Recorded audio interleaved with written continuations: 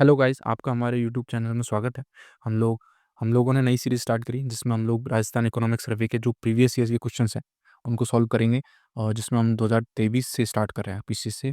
उसमें से सबसे पहला क्वेश्चन है अपना, राजस्थान में ऊर्जा संरक्षण दिवस कब मनाया जाता है? तो हम लोग चैप्टर 5 में आई थिंक जो एनर्जी वाला चैप्टर है उसमें पढ़ते हैं। ये 14 दिसंबर को मनाया जाता है और ये जो 2009 से मनाया जा रहा है, 2009 से मनाया जा रहा है, ठीक है? और बाकी जो 5 जून को जो ऑप्शंस हैं उनको भी देख लेते हैं। 5 जून को मनाया जाता है अपने पर विश्व पर्यावरण दिवस, 22 अप्रैल को मनाया जाता है अपने विश्व पृथ्वी दिवस, और 21 मार्च को अपने मनाया जाता है विश्व वानिकी दिवस। बाकी 22 मार्च को विश्व जल दिवस मनाया जाता है, 2 फरवरी को अर्थ भूमि दिवस मनाया जाता है, 22 मई को अंतर्राष्ट्रीय जैव विविधता दिवस मनाया जाता है और 16 सितंबर को ओजोन दिवस मनाया जाता है। ओजोन परत को संरक्षण करने के लिए दिवस मनाया जाता है। नेक्स्ट क्वेश्चन है, राजस्थान में अटल भूजल योजना के लिए कौन सा कथन सत्य है? अटल भूजल योजना भारत सरकार की वित्तीय सहायता से राजस्थान सरकार द्वारा चलाई जा रही है। तो ये गलत है क्योंकि राजस्थान सरकार नहीं चला रही। इसमें गवर्नमेंट ऑफ इंडिया और जो वर्ल्ड बैंक है वो 50-50 के सहयोग से इसको चला रहे हैं। इसका नोडल विभाग है वो अपना भूजल प्रबंधन है, भूजल विभाग है उसका। सेकंड ऑप्शन क्या है? तो ये तो अपना गलत हो गया। सेकंड ऑप्शन क्या है? इस योजना का फोकस भूजल प्रबंधन में सुधार करना, इसके गिरते स्तर को रोकना है, तो ये सही है। तो सेकंड चाहिए तो केवल बी ऑप्शन हो गया। इसके और फैक्ट्स देख लेते हैं कि जो ये अटल भूजल योजना है ये 1 अप्रैल 2020 से स्टार्ट की गई। नोडल डिपार्टमेंट अपन ने देख ही लिया। 2020-21 से 2024-25 तक 5 साल के लिए इसको चलाया गया। 7 स्टेट्स में ये, Haryana, Rajasthan, Gujarat, Maharashtra, Karnataka, UP and MP. Next question है अपना, निम्नलिखित में से कौन-सी योजना ग्रामीण क्षेत्रों में सामाजिक, आर्थिक और भौतिक रूप से टिकाऊ क्षेत्र बनाने के लिए की गई? तो इसका आंसर है श्यामा प्रसाद मुखर्जी रुर्बन मिशन। इसकी शुरुआत हो गई 21 फरवरी 2016 से हुई थी। नेक्स्ट 3 साल के लिए इसमें 300 ग्रामीण क्लस्टर बनाए जाएँगे पूरे देश में, जिसमें आर्थिक, सामाजिक और जो इंफ्रास्ट्रक्चर है उसका डेवलप किया जाएगा, ठीक है? इसमें 15 क्लस्टर बन चुके थे, 16वां क्लस्टर जो नया बना है वो बाड़ौदिया, बांसवाड़ा में बनाएँगे, ठीक है? उसके बाद नेक्स्ट क्वेश्चन है आपका कि राजस्थान राज्य सरकार विकास कार्यक्रम सेकंड परियोजना के अंतर्गत 801 किलोमीटर लंबाई के 11 राजमार्गों का उन्नयन किस एजेंसी के द्वारा किया जा रहा है? तो इसमें जो एजेंसी है वो विश्व बैंक है अपनी, क्योंकि अपन ने याद किया था कि जो डेवलपमेंट आ रहा है, विकास आ रहा है उसमें विश्व बैंक है, और जो निवेश जो दूसरी अपनी है उसमें क्या याद किया था? एडीबी याद किया था, एशियन डेवलपमेंट। इसकी योजना के अलग पॉइंट हैं कि ट्रेंच 1 में 801 किलोमीटर यूज़ की गई थी अपना, ट्रेंच 2 में 528 किलोमीटर बनाए गए। और दूसरी योजना है राजस्थान राज्य राजमार्ग निवेश कार्यक्रम, जो इससे ही रिलेटेड है। इसके सिमिलर ही योजना है, जिसमें ट्रांच 1 में 980 किलोमीटर बनाई जा रही है, ट्रांच 2 में 754 किलोमीटर, ट्रांच 3 में 243 किलोमीटर, 93 किलोमीटर बनाया जा रहा है और एशियन डेवलपमेंट बना रहा है इसको, ठीक है? इसके बाद नेक्स्ट क्वेश्चन देखते हैं अपन। नेक्स्ट क्वेश्चन है अपना, राजस्थान में किस एजेंसी को पीएम कुसुम योजना कंपोनेंट ए के क्रियान्वयन की जिम्मेदारी दी गई है? 0.5 मेगावाट से 2 मेगावाट क्षमता तक सौर ऊर्जा का संयंत्र स्थापित। तो सौर ऊर्जा का जो अधिकतर काम है वो हमारे राजस्थान अक्षय ऊर्जा निगम लिमिटेड द्वारा किया जाए, जो कि जिसकी स्थापना हुई थी 9 अगस्त 2002 को, ठीक है? इसके पीएम कुसुम योजना के कुछ अपडेटेड चीज़ हैं ये, अपडेट वाली है कि इसकी जो अवधि है उसको बढ़ा दिया गया है, 31 मार्च 2026 तक कर दिया गया है। इसका जो लक्ष्य 30 गीगावाट था उसको बढ़ाकर 34.8 गीगावाट कर दिया गया है। इसके कंपोनेंट ए में 0.5 से 2 मेगावाट तक स्थापित किए जाएँगे सौर संयंत्र, और 33/11 की जो सब स्टेशंस हैं, उसके 5 किलोमीटर की रेडियस में जो बंजर भूमि है, उसमें इनको स्थापित किया जाएगा। जो कंपोनेंट बी है उसमें 7.5 हॉर्स पावर के जो 12,500 पंप सेट थे, उनकी संख्या बढ़ाकर 2.5 लाख कर दी गई है। कंपोनेंट सी में फीडर लेवल सोलराइज़ेशन किया जाएगा, जिसमें 2 लाख पंप सेटों का सोलराइज़ेशन किया जाएगा। इसमें जो मैक्सिमम है वो जयपुर में 15,000 और श्रीगंगानगर में 13,000, ठीक है? उसके बाद नेक्स्ट देखते हैं, राजस्थान सरकार ने राजस्थान राजकोषीय उत्तरदायित्व एफआरबीएम जिसको बोलते हैं एफआरबीएम, ये 2003 का एक्ट है, जो कि राजस्थान में कब लागू किया था? 2005 में लागू हुआ था राजस्थान में। इसके अंतर्गत राजकोषीय घाटा और जीडीपी, डेट ये वगैरह इनकी वैल्यूज़ की जाती है कि भई इतना, इतना, इतना करना है, इससे नीचे नहीं आना चाहिए।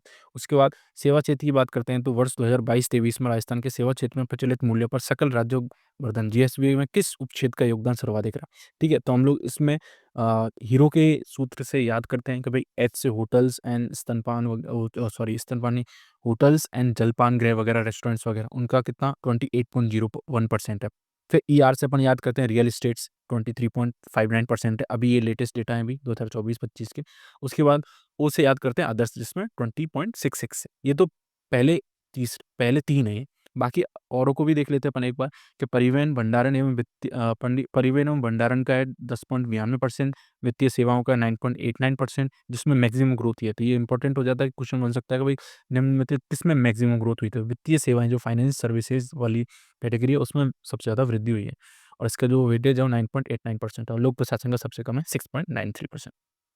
नेक्स्ट क्वेश्चन देखते हैं कि गत वर्ष की तुलना में वर्ष 2022-23 में राजस्थान के सकल राज्य मूल्यवर्धन जीएसबी में 2021-22 के किस क्षेत्र के योगदान, मतलब बुनियादी मतलब कांस्टेंट प्राइस में किस क्षेत्र के योगदान में सर्वाधिक वृद्धि हुई थी? तो 2022-23 में सबसे ज़्यादा इसका आंसर है उद्योग क्षेत्र में वृद्धि हुई थी।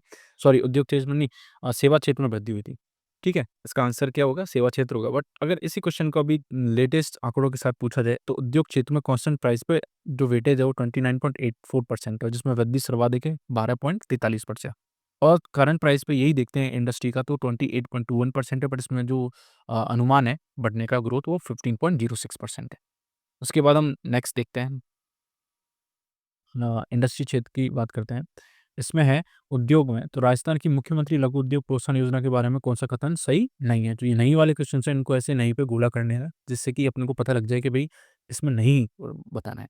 इस योजना के लघु क्षेत्र उद्यमियों को 15 करोड़ नहीं, यही गलत हो गया। इसकी जो मैक्स लिमिट है वो 10 करोड़ की है, 15 करोड़ की नहीं है और तो ये अपना पहला ही गलत हो जाएगा, तो ये हो गया। बाकी दूसरी पढ़ लेते हैं, लघु उद्यम 10 करोड़ के लिए ऋणों में 5 ये सही है, 5% दिया है 10 करोड़ तक। फिर इस योजना में लघु 5 करोड़ तक के लिए 6% और 25 लाख तक 8%, यहाँ पे लिखे हुए हैं। 13 दिसंबर 2019 को ये योजना स्टार्ट हुई थी। नेक्स्ट क्वेश्चन है अपना कि कल्याणकारी योजना में हम लोग देखते हैं तो निम्नलिखित किस योजना का मुख्य उद्देश्य गर्भवती एवं धात्री महिलाओं तथा उनके नन्हे शिशुओं जो 0 से 6 माह के हैं, स्वास्थ्य पोषण स्थिति में सुधार करने, गर्भावस्था, सुरक्षित प्रसव और स्तनपान की अवधि के दौरान उपयुक्त पद्धतियों की देखरेख सेवाओं के लिए उपयोग बढ़ावा देना है। तो इसमें क्योंकि देखते हैं इंदिरा गांधी मातृत्व योजना है, तो इसमें यहाँ पे लिखा हुआ है कि 3 वर्ष तक के बच्चों के लिए करना है, तो अपने को 0 से 6 माह के लिए देखना है, तो ये तो गलत हो गया। मिशन वात्सल्य योजना की बात करते हैं, तो वात्सल्य योजना में ये बालकों और बालिकाओं के लिए है, तो ये काफ़ी बड़ों के लिए है, तो ये भी गलत हो गया। पालनहार योजना के लिए करते हैं, तो अनाथ जो बच्चे होते हैं उनके लिए ये, तो ये गलत हो गया। तो इसका आंसर होता है प्रधानमंत्री मातृ वंदना योजना। अभी-अभी लेटेस्ट में इसमें अपडेट हुआ, तो वो अपडेट देख लेते हैं क्या-क्या अपडेट है, कि इसमें 3 किस्तों में पैसे दिए जाते हैं। अब 3 किस्तों में जो पैसे दिए जाते थे, उनको बढ़ा दिया गया है। कैसे? कि आंगनवाड़ी केंद्रों पर पंजीकरण तथा प्रसव पूर्व स्वास्थ्य जाँच होगी आपकी, तो पहली किस्त सामान्य महिला को 3,000 की मिलेगी और दिव्यांग को मिलेगी 4,000 की। बच्चे के जन्म जन्म पर आपको दूसरी किस्त दी जाएगी जो कि सामान्य महिला के लिए है ₹1,500 और दिव्यांग के लिए ₹3,000। वहीं तीसरी किस्त दी जाएगी जब आपका बच्चे का संपूर्ण टीकाकरण हो जाएगा, जिसमें सामान्य महिला को ₹2,000 दिए जाएँगे और दिव्यांग महिला को ₹3,000 दिए जाएँगे। इसका लाभ कब से मिलेगा? तो इसका लाभ मिलेगा 1 सितंबर 2024 से। 40% अक्षमता, अगर हम दिव्यांग की बात करते हैं तो कौन है वो दिव्यांग? 40% की असक्षमता वाले जो अधिक दिव्यांग है महिलाएँ, तो सहायता राशि ₹6500 से 10,000 कर दी गई है। तो ये टोटल यहाँ पे 10,000 मिलेंगे और यहाँ पे 6500 सामान्य वर्ग। ठीक है, ऐसे ही इंदिरा गांधी मातृत्व पोषण योजना की बात करते हैं तो गर्भवती महिला को 3 वर्ष के बच्चों के स्वास्थ्य पोषण के सुधार करने के लिए शुरू की गई थी। 19 नवंबर 2020 से स्टार्ट हुई थी। कब से स्टार्ट हुई थी? 19 नवंबर 2020 से स्टार्ट हुई थी। दूसरी संतान के जन्म पर 5 किस्तों में आपको ₹6,000 दिए जाएँगे। दूसरी संतान आपकी पैदा हुई है, उस पे 5 किस्तों में ₹6,000 दिए जाएँगे। शुरुआत में ये 5 जनजातीय बहुल प्रदेशों में या जिलों में लागू किया गया था, प्रतापगढ़, डूंगरपुर, बांसवाड़ा, उदयपुर, सहरिया के बहुल 12 में, ठीक है?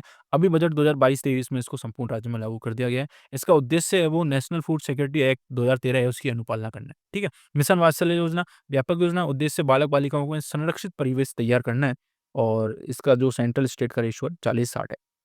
60-40 है, 60-40 सेंटर का 60 है और राज्य का 40 है। पालनहार योजना की बात करते हैं तो ऐसे बच्चे जिनका माता-पिता की मृत्यु या फिर दोनों में से एक की मृत्यु हो गई है या फिर आजीवन कारावास हो गया है, कुष्ठ रोग हो गया उनको, एचआईवी से संक्रमित हैं, दिव्यांग हैं या परित्यक्ता है, तलाकशुदा महिला के बच्चे, सभी अनाथ श्रेणियों के लिए ऐसी कुल टोटल 10 प्रकार की श्रेणियाँ हैं।